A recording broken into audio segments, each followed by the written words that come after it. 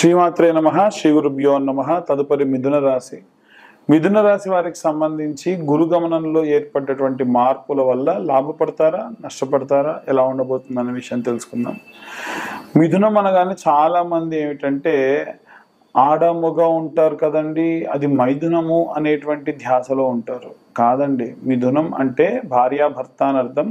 ఇంకా చెప్పాలంటే వానప్రస్థ ఆశ్రమంలో ఉన్నటువంటి భార్యాభర్తలు ఎలా ఉంటారో అలా ప్రవర్తించాలి అని అర్థం. అయితే మిథున రాశి వారి యొక్క లక్షణాలు కూడా ఎలా ఉంటాయంటే, వీరు ఎక్కడైనా అడవిలో బండపై ఇంకొక రాయితో కొట్టైనా సరే డబ్బులు సంపాదించుకోగలరు. ఎందుకు అంటే వానప్రస్థ ఆశ్రమం యొక్క ధర్మం ఏమిటి అని అంటే, 4 గింజలు దొరికితే వాటిని చల్లి పండించి పంట పండించి ఆ పంటతో బ్రతకాలి. నీకు చెప్పులు కావాలన్నా నీవే కుట్టుకోవాలి. అంటే ఈ మిథున రాశిలో ఉన్నటువంటి వాళ్ళు సాధారణ లక్షణాలు ఎలా ఉంటాయంటే, ఇంట్లో ఏదైనా ఒక వస్తువు ఖరాబ్ అయింది అనుకోండి, వాళ్ళే రిపేర్ చేయాలని ప్రయత్నిస్తూ ఉంటారు. అలాగే ఏవైనా సరే ఒక తెలవనటువంటి విషయాన్ని కూడా తెలుసుకొని ఏదైనా సరే ఒక రూపాయి మిగిల్చాలి అనేటువంటి భావజాలంతో ఉంటారు. ఇది చాలా మంచి పరిణామం, మంచి ఆలోచన విధానం వారికి. కానీ కొన్నిసార్లు ఏమవుతుంది అంటే, వీరి యొక్క ప్రయత్నం విఫలమవచ్చు. వీళ్ళని విపరీతంగా దూషించే వాళ్ళు కూడా రెడీ అవుతూ ఉంటారు. అందులో భాగంగా మిథున రాశి వారికి గురువు మొన్నటిదాకా మిథునంలో ఉన్నాడు. అక్కడ మిథునంలో గురువు ఉంటే అంత బాగోదు. ఎప్పుడైతే ఈ యొక్క కర్కాటకంలోకి వచ్చాడో అప్పుడు మిథున రాశి వారికి 2వ స్థానం గురువు అవుతున్నాడు. 2వ స్థానంలో గురువు ఫైనాన్షియల్ స్టేటస్ చాలా గట్టిగా ఉంచేటువంటి వాడు, ఒక షీల్డ్ లా ఉంటాడు అన్నమాట గురువు. 3వ స్థానంలో కేతు. ఈయన కూడా ఏంటంటే అకౌంట్స్కి సంబంధించి బ్యాంకింగ్ సెక్టార్కి సంబంధించి కాబట్టి అందులో కూడా బాగానే ఉంది. కేతు ఉన్నటువంటి స్థానం మంచిది కాబట్టి 3వ స్థానమునందు చూసుకుంటే కేతువు, అలాగే 4వ స్థానంలో శుక్రుడు. 4వ స్థానంలో శుక్రుడు ఉండడం వల్ల ఎవరైనా సరే తల్లిదండ్రులకు కానీ, మీ యొక్క భార్య తరపు తల్లిదండ్రులకు కానీ, భర్త తరపు తల్లిదండ్రులకు కానీ, అంటే మీ యొక్క తల్లిదండ్రులకే కాకుండా అత్తమామల్లో ఎవరికైనా ఆరోగ్య సమస్యలు మిమ్మల్ని కాస్త ఇబ్బంది పెట్టచ్చు. వీటితో పాటుగా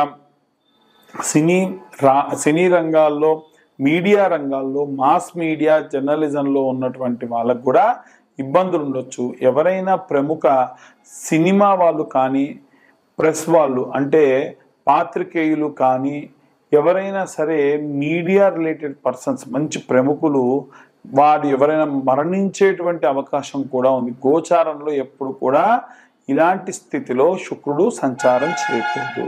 కాబట్టి వీలైనంత వరకు కూడా అందరూ కూడా ఈ యొక్క మీడియా ఫీల్డ్లో ఉన్న వాళ్ళు జాగ్రత్తగా ఉండండి. అలాగే ఈ యొక్క మిథున రాశి వారికి సంబంధించి 5వ స్థానమునందు సూర్యుడు, బుధుడు, అలాగే కుజుడు. ఎప్పుడైతే సూర్యుడు బుధుడు కలిసి ఉంటారో వారిని బుధాదిత్య యోగం అంటారు. ఈ బుధాదిత్య యోగంలో బుధుడు వరకు మాత్రమే యోగిస్తూ ఉన్నాడు, సూర్యుడు మాత్రం అంత బాగా లేడు. బుధుడి యొక్క గమనము 28వ తారీఖు తర్వాతకు మారుతుంది. అప్పుడు ఆయన వృశ్చికంలోకి వెళ్తాడు. ఆయనతో పాటు కుజుడు కూడా వెళ్తూ ఉన్నాడు. ఎప్పుడూ కూడా కుజుడు స్వక్షేత్రంలోకి వెళ్తే రైతులకు, అలాగే చేతి వృత్తులు, కుల వృత్తులు చేసేవారికి, రియల్ ఎస్టేట్ వాళ్ళకు బాగుంటుంది. 28 తర్వాతకి రియల్ ఎస్టేట్ పరమైనటువంటివి ఏవైనా రైతులు ప్రయోగాత్మకంగా ఏమైనా చేయాలన్నా చేయండి తప్ప ఆలోపు చేయకండి. అలాగే ఎవరైతే రాజకీయాల్లో ఉంటారో వారికి మాత్రం 1.5-3 నెలల వరకు అయితే బాగాలేదు, జాగ్రత్తగా ఉండడం మంచిది. అలాగే ఎవరైతే వ్యాపారస్తులు ఉంటారో 28వ తారీఖు లోపు అన్ని సెటిల్మెంట్స్ చేసుకోండి. దానివల్ల మీకు మంచి లాభం జరిగేటువంటి అవకాశం ఉంది. మిథున రాశిలో ఉన్నటువంటి వారికి దశమార్త శని, 9వ స్థానంలో రాహు. దశమ స్థానంలో శనిగ్రహ సంచారం ఎప్పుడూ కూడా మంచి లాభం ఇస్తుంది. కానీ కొన్ని లాభదాయకమైనటువంటి స్థితిలో ఆయన ఉండాలి. మనకు సహాయం చేసేవాళ్ళు, మనకు బిజినెస్ ఇచ్చేవాళ్ళు ఎవరైతే ఉంటారో వాళ్ళ ఆరోగ్యం బాగాలేకపోతే పరిస్థితి ఏమిటి? ఎవరికైనా సరే మన దగ్గరికి వచ్చినటువంటి వాళ్ళకి ఏదైనా ఇబ్బంది కలిగింది అనుకోండి, మనకు ₹1 లాభం చేసే వాళ్ళకి మనకు కూడా ఆటోమేటికల్గా నష్టపోతాం. కాబట్టి ఆ పరంగా ఉండేటువంటి అవకాశం ఉంది. అలాగే 9వ స్థానంలో రాహుగ్రహ సంచారం ఉండడం వల్ల కూడా దూర ప్రాంతాలు ప్రయాణాలు, నమ్మకూడని వాళ్ళని నమ్మడాలు, ఇబ్బంది పడాలు కూడా జరిగేటువంటి అవకాశం ఉంది. ఇవన్నీ కూడా గోచార రీత్యా చెప్పేటువంటి విషయములు మాత్రమే. పూర్తిగా మీ జాతకం విశ్లేషణగా కావాలనంటే మీ పేరు, మీ date of birth, time, place కింద ఉన్న నెంబర్కి వాట్సాప్ చేయండి. ₹2025 తీసుకొని 60 నుండి 70 పేజీల్లో జాతకం క్లియర్గా మీ దాకా అందించడం జరుగుతుంది. డీటెయిల్గా మీతో మాట్లాడడం జరుగుతుంది. అలాగే అన్ని వర్గాల వాళ్ళు ఏ రెమెడీస్ తీసుకోవాలి, ఏ మంత్రం చదువుకోవాలనే విషయాన్ని ఇప్పుడు మనం తెలుసుకుందాం. ఇప్పటి వరకు మనము గోచార రీత్యా, గ్రహ సంచారాల రీత్యా మన రాశి ఎలా ఉండబోతుందనే విషయం తెలుసుకున్నాం. అందులో భాగంగా ఇప్పుడు మనం ఏ మంత్రం చదివితే మనకు మంచిది. చాలా మంది ఉన్న గ్రహ సంచారాల్లో భాగంగా ఎలాంటి ఇబ్బందులు పడుతున్నారంటే శత్రు భయము, రాత్రి వేళల మనం దూర ప్రాంతాలకు వెళ్ళి రావడము, మగవారు కానీ ఆడవారు కానీ, ఏదైనా సరే తెలవని ఆందోళన, ధనం వెళ్ళిన ధనం తిరిగి వస్తుందా రాదా, ఎవరికైనా డబ్బులు ఇస్తే వస్తాయా రావా, ప్రమోషన్ పరంగా మాకు డబ్బులు వస్తాయా రావా, సంతానం అందుతుందా లేదా, వివాహం అవుతుందా లేదా, ఏదైనా కార్యం అనుకుంటే వెనక్కి వెళ్ళిపోతున్నాం, ముందుకు వెళ్ళట్లేదు, భూమి అమ్మాలనుకుంటున్నాం, అమ్మలేకపోతున్నాము, ఏదో క్యాన్సర్ లాంటి మహమ్మారి ఒక పెద్ద బాధ వచ్చేసింది, మాకు ఈ బాధలన్నిటి నుంచి బయటపడాలయ్యా ఎలా అని అడిగితే ఒకే ఒక్క మంత్రం, చాలా పెద్దగా ఉంటుంది మంత్రం, స్తోత్రం వాస్తవంగా ఇది. అది నిత్యము కూడా ఓపిక ఉంటే 11 మార్లు వినండి. తర్వాతకు వీలైతే చదివే ప్రయత్నం చేయండి. లేదనుకోండి రోజుకు కనీసం 1 మారైనా సరే యూట్యూబ్లో ఈ స్తోత్రం ఉంటుంది. అదేమిటంటే హనుమత్ బడబాలన స్తోత్రం. హనుమత్ బడబాలన స్తోత్రము. మీరు పాజ్ చేసుకొని పక్కన రాసుకోండి కావాలంటే, హనుమత్ బడబాలన. ఇదే గనక కోల్కత్తాలో ఉన్న వాళ్ళైతే బా పలకదు, వాళ్ళకి వా అని రాస్తారు, హనుమత్ బడబాలన స్తోత్రం అని రాస్తారు. కానీ మనం హనుమత్ బడబాలన స్తోత్రము అని ఉంటుంది. ఇంకా వీలైతే రసరాజ్ మహారాజ్ అనే ఒక ఆయన చాలా అద్భుతంగా ఈ యొక్క స్తోత్రాన్ని పాడడం జరుగుతుంది.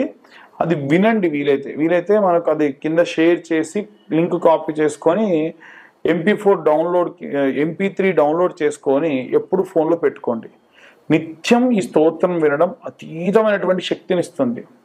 మనం సాధారణంగా షార్ట్స్లో ఈ వాయిస్ వినుంటాం, ఓం హం హం హం హను హనుమంత, ఓం ఓం ఓం ఓం చపల చలంత, ఇలా ఒక వాయిస్ వస్తుంది కదా ఒక ఆయనది.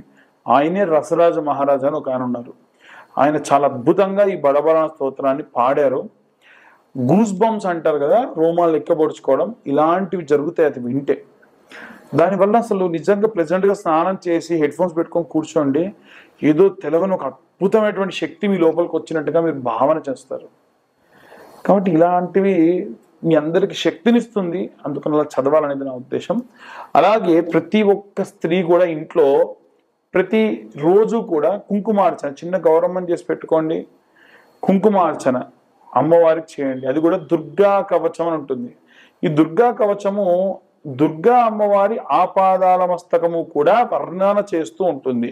శృణోదేవి ప్రవక్ష్యామి కవచం సర్వసిద్ధిదం పఠిత్వా పాఠయిత్వా చ నరో ముశ్చేత సంకటాత్, ఇలా ఉంటుంది. ఇది అలా మీరు ప్లే చేసుకొని అమ్మవారి పైన కుంకుమ వేస్తూ ఉండండి. నిత్యం ఆ కుంకుమ పెట్టుకొని పోండి, అమ్మవారు ఎప్పుడు ఒక వలయంలో మీ చుట్టూ ఏర్పడి ఉంటుంది. ఈ రెండు మీకు మంచి శక్తినిస్తాయి. ఆ విధంగా వాటిని పారాయణగా చేయండి. చాలామంది డబ్బు కావాలండి మాకు అని అంటారు. మీకు డబ్బు కావాలనంటే నేను ఒకటే అడుగుతా, మీరు ఐశ్వర్యవంతులు కావాలా ధనవంతులు కావాలా అని అడుగుతా. అదేమిటండి రెండు ఒకటే కదా అందరూ అనేది, అంతే కదా? లేదండి, చాలా తేడా ఉంది. ఐశ్వర్యవంతుడి యొక్క లక్షణం ఏంటంటే మనం సంపాదించిన సంపాదన మన ఇంటి దాకా రావడం, ఆ డబ్బు మన కోసం, మన కుటుంబం కోసం, భార్య పిల్లల కోసం ఖర్చు పెట్టడం, వీలైనంత వరకు తిన్న తిండి అరగడం, కంటి నిండా నిద్రపోవడం, ఎవడైనా ఆపదంటే వస్తే వచ్చి ఇలా ఇచ్చే పరిస్థితిలో ఉండడం తప్ప దేహి అని చాచకుండా ఉండడం, అలాగే ఇంట్లో ఉన్నటువంటి పెళ్ళాం పిల్లలు అందరూ కూడా సంతోషంగా ఉండడం, ఎన్నడూ తిండికి లోటు లేకుండా ఉండడం, వీలైనంత వరకు కూడా ఎప్పుడు కూడా ఆనందంగా రోజుకొక్కసారన్నా నవ్వుతూ ఉండడం, ఇది ఐశ్వర్యవంతుడి లక్షణం. మరి ధనవంతుడి లక్షణం, డబ్బు ఉంటుంది, తిండి ఉండదు టైంకి, ఒంటి నిండా రోగాలు, భార్యాభర్తలు అసలు ఎప్పుడో వారానికి ఒకసారి ముఖం చూసుకుంటారు, కడుపు నిండా తినరు, కంటి నిండా నిద్రపోరు, డబ్బు కోసం ఒకటే ఆతృత. ఇంతకు ఎవడన్నా ఉన్నాడా అయ్యా తినడానికి అంటే వంశం ఉండదు, పిల్లలు పుట్టరు, వాటి కోసం ట్రీట్మెంట్లు, ఒకవేళ కడుపు నిండా తిన్న రోజు తర్వాత వారం రోజులు ట్రీట్మెంట్లు. దీన్ని ధనవంతుడి లక్షణం అంటారు. డబ్బు ఉంటుంది కానీ ఒంటి నిండా రోగాలతో ఇబ్బందులతో ఉంటారు. కాబట్టి మనం ఐశ్వర్యవంతులు అవ్వాలనంటే నిత్యము 3 సార్లు పొద్దున మధ్యాహ్నం సాయంత్రం శ్రీ లక్ష్మీ అష్టోత్తర శతనామావళి ఉంటుంది. స్తోత్రాలు చదువుతున్నారు చాలా మంది, స్తోత్రం చదివినా మంచిదే కానీ శతనామావళి అత్యంత శక్తివంతమైంది. ఏమిటి అంటే ఆ మంత్రము ఓం ప్రకృత్యై నమః, ఓం వికృత్యై నమః, ఓం మహామాయినే నమః, ఇలా ఓం నమఃతో ఎండ్ అవుతుంది, ఓంతో ప్రారంభమై నమఃతో ఎండ్ అవుతుంది. అలా 108 ఉంటాయి. ఈ 108 పొద్దున మధ్యాహ్నం సాయంత్రం అలా చదువుతూ ఉంటే 100కి వచ్చేస్తుంది కొన్ని రోజులకి. అప్పుడు ఏం చేస్తారంటే ప్లెజెంట్గా కూర్చొని అమ్మవారి ధ్యానంలో ఆ అష్టోత్తర శతనామావళి చదవడం వల్ల విశేషమైనటువంటి ఐశ్వర్యం మీకు అందుతుంది. అలాగే చాలామంది వివాహం కావట్లేదు, సంతానం అవ్వట్లేదు, ఆరోగ్యం బాగుండట్లేదు అనేటువంటి వాళ్ళు ఉన్నారు. వారందరి కోసము కూడా ప్రతి నెల ఆఖరి మంగళవారం నాడు సర్వాంగ పాశుపతం, ఆరోగ్యం బాలేని వారికి, పెళ్లి కాని అబ్బాయిలకైతే కన్యా పాశుపతం, పెళ్లి కాని అమ్మాయిలకైతే వరపాశుపతం, అలాగే ఆరోగ్యం బాలేని వారి కోసము సర్వాంగ పాశుపతము, అలాగే సంతానం కాని వారి కోసము సంతాన పాశుపతం అనేటువంటి హోమాలు నిర్వహించబడుతుంది. ఆసక్తి గలవారు కింద ఉన్న నెంబర్కు కాంటాక్ట్ చేయొచ్చు. అందరూ వీడియోస్ చూస్తున్నారు, ఎవరు కూడా లైక్ చేయట్లా. ఒకవేళ లైక్ చేసినా సబ్స్క్రైబ్ చేయట్లేదు.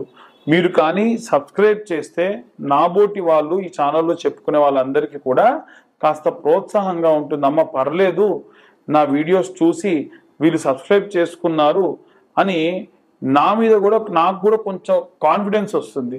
సో కొంచెం నా కాన్ఫిడెన్స్ని ఇంకా బిల్డ్ చేసేదానికి గాను సబ్స్క్రైబ్ చేసుకునే వాళ్ళు సబ్స్క్రైబ్ చేసుకోండి. సర్వే జనా సుఖినో భవంతు. స్వస్తి.